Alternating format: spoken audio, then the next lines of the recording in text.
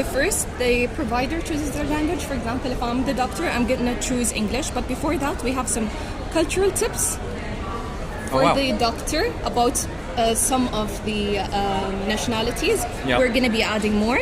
And then I choose the language. And then I have to choose the patient's language. Okay. And here, if you don't know the patient's language, you can press it and AI is going to detect the patient's language. But for now, it's just a prototype, so this button is not working. Yeah. And I also have another button that's for illiterate patients, because people usually forget about them. So if you press on this, and then I choose the patient's languages, Urdu, for example. Sorry, it's just loading. Okay, so the patient would see this page, and then they're going to choose where it hurts. For example, they feel some pain in their abdomen, they're going to press it. And it specifically allows the patient to choose where in their abdomen does it hurt. For example, it's this region. And then they scale from a scale of 0 to 10, they would put how much it hurts.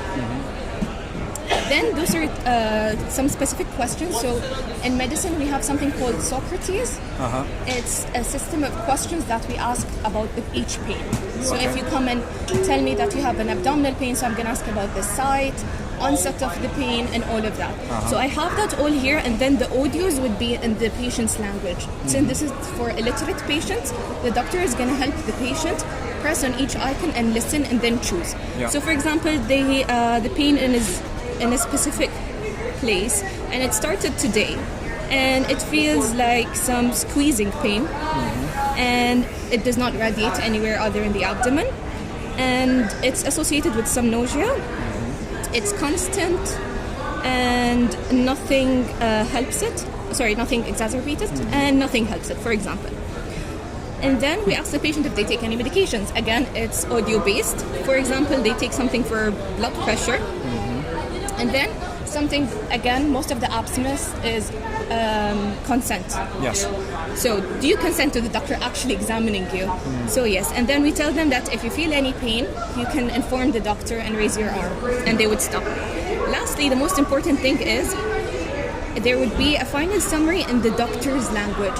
Yeah. So I'll show you another one that is not for illiterate patients. For example, this is in Urdu.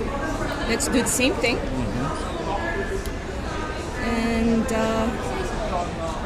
so it's all in Urdu. Yeah. This is just random choosing.